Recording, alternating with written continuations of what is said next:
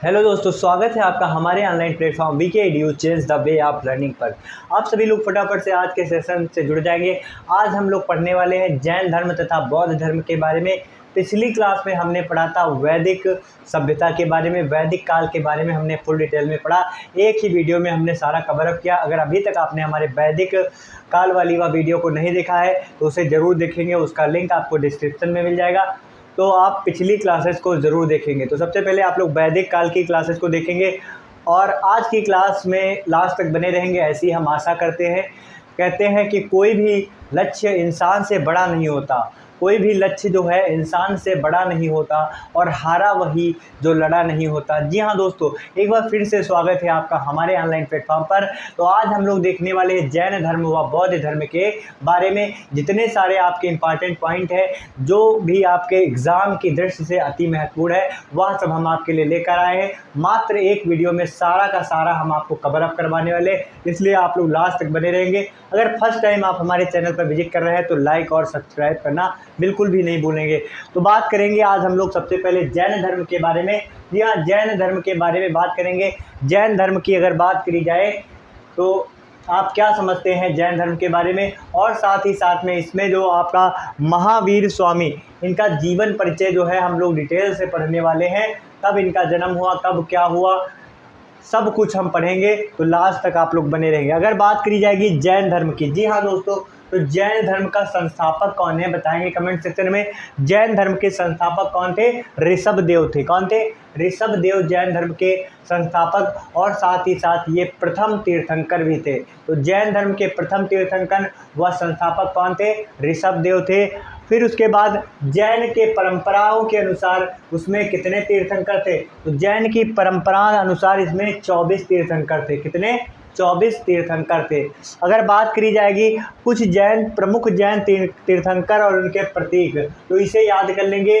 जैन तीर्थंकरों के प्रतीक के बारे में बहुत सारे क्वेश्चन आपके एग्जाम में पूछे जाते हैं। तो इसमें लिखा हुआ है कौन जैन तीर्थंकर कितने क्रम का है और साथ ही साथ में इनका प्रतीक क्या है। तो जो इम्पॉर्टेंट है उनको मैंने लिख लिया है। बाकी आपके 24 जैन तीर्थंकर है, इसे आपको ध्यान रखना है। जी हाँ दोस्तों, तो अगर बात करी जाएगी ऋषभ देव, तो ऋषभ देव मैंने आपको बताया कि ऋषभ देव जो है जैन धर्म के संस्थापक और साथ ही साथ में पहले तीर्थंकर थे और इनका प्रतीक चिन्ह क्या है?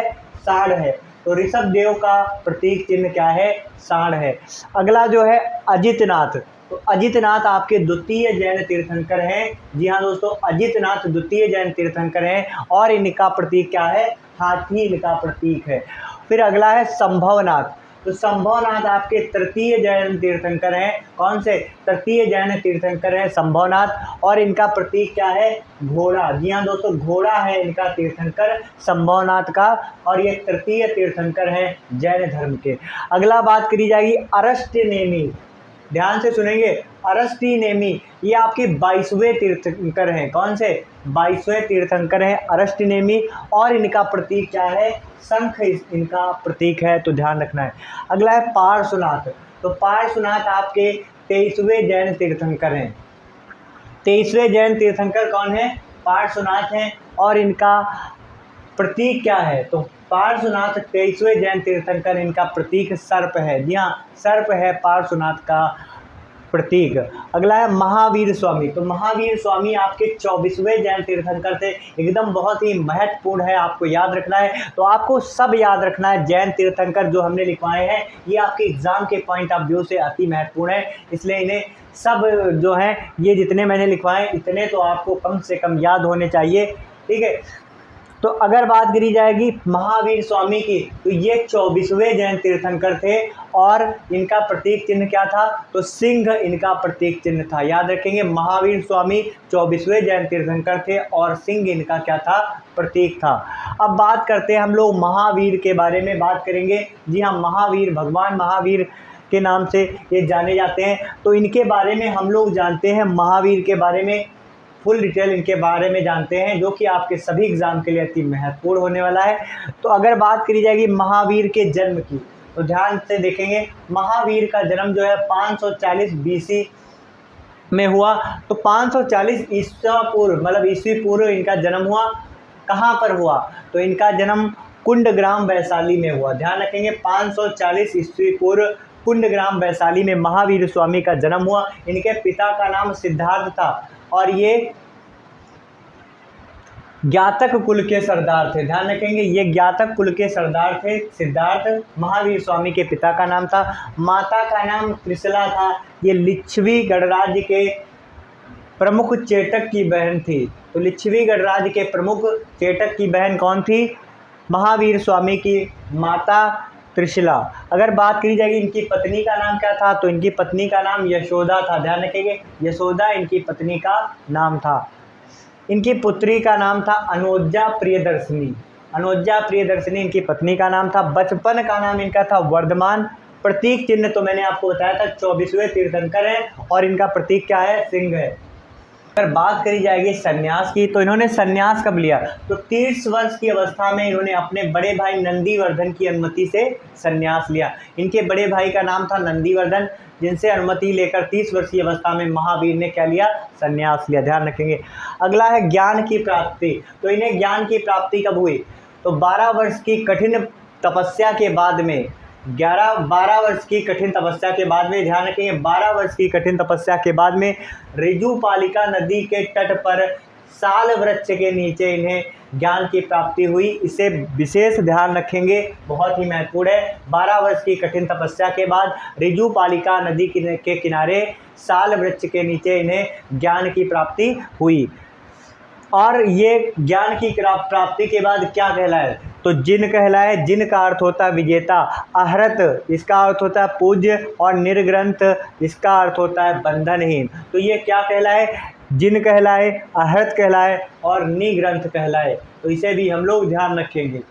फिर अगर बात करी जाएगी जैन धर्म के प्रथम अनुयायी कौन बने, तो जैन धर्म के प्रथम अनुयायी की अगर बात करेंगे तो महावीर के दामाद जो हैं, जो कि प्रियदर्शिनी के पति, प्रियदर्शिनी जो है इनकी पुत्री का नाम था, क्या नाम था?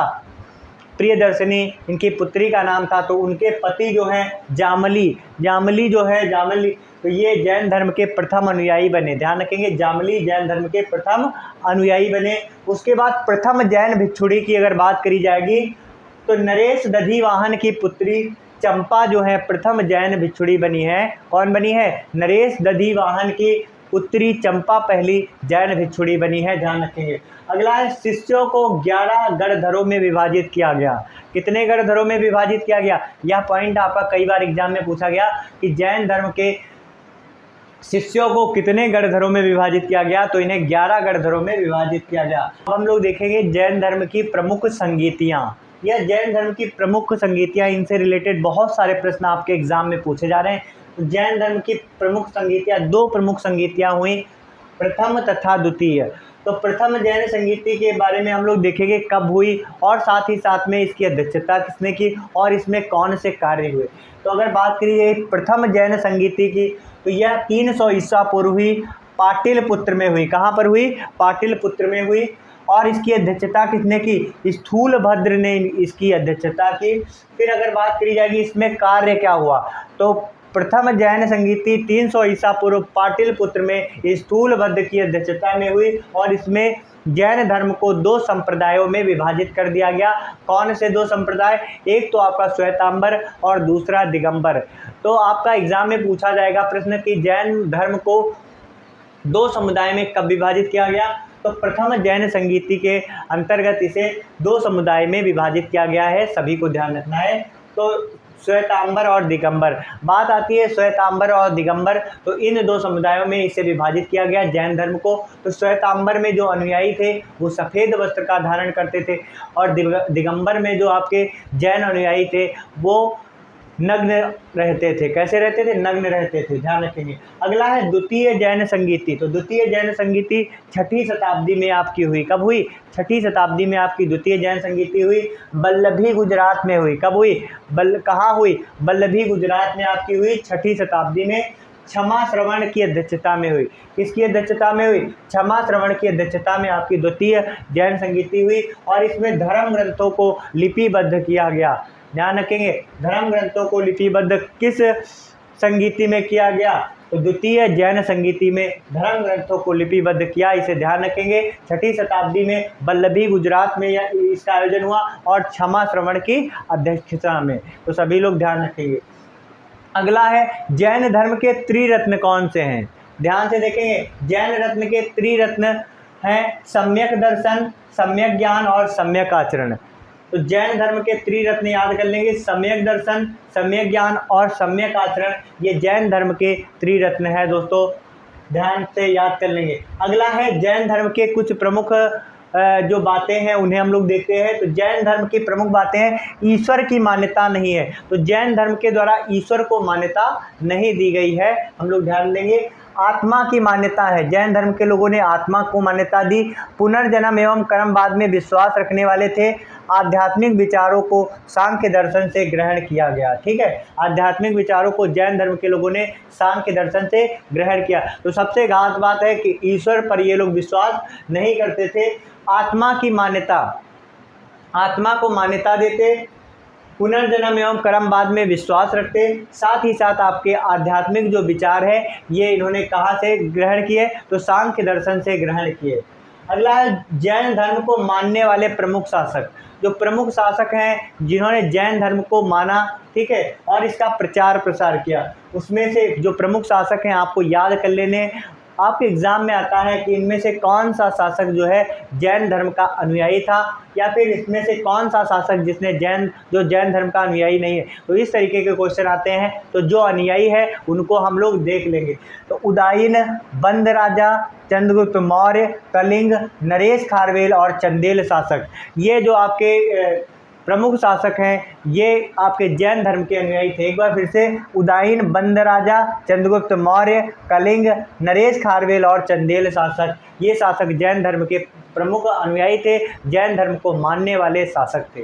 अगला जो है खजुराहो का जैन मंदिर, अति महत्वपूर्ण प्रश्न है आपका। जी हाँ दोस्तों, अति महत्वपूर्ण पॉइंट है, तो ध्यान से पूरा इसे याद कर लेंगे। खजुराहो का जैन मंदिर की अगर बात करी जाएगी तो ये मध्य प्रदेश में बना है। कहाँ बना है? मध्य प्रदेश में बना हुआ है आपका खजुराहो का जैन मंदिर, और चंदेल शासकों के द्वारा इसका निर्माण कराया गया। किसके द्वारा निर्माण कराया गया? चंदेल शासकों के द्वारा खजुराहो के जैन मंदिर का निर्माण कराया गया। फिर अगर बात करी जाएगी जैन तीर्थकरों की जीवनी जो है इसे क्या कहा गया? तो जैन तीर्थकरों की जीवनी को कल्पसूत्र कहा गया। कल्पसूत्र क्या है? तो जैन तीर्थंकरों की क्या है? जीवनी है। जैन तीर्थंकरों की जीवनी को क्या कहते हैं? कल्पसूत्र कहते हैं, याद रखेंगे। अगला है महावीर स्वामी ने प्राकृत भाषा को प्रचार का माध्यम बनाया। जैन धर्म के प्रचार प्रसार के लिए महावीर स्वामी के द्वारा प्राकृत भाषा को जो है माध्यम बनाया गया प्रचार प्रसार करने के लिए, ध्यान रखेंगे, प्राकृत भाषा। अगला है महावीर स्वामी की मृत्यु निर्वाण कब हुआ इनका? तो महावीर स्वामी का निर्वाण जो है, मृत्यु जो है 72 वर्ष की आयु में पावापुरी बिहार में हुई। कहाँ पर हुई? पावापुरी बिहार में इनकी मृत्यु हुई 72 वर्ष की आयु में, सभी को ध्यान रखना है।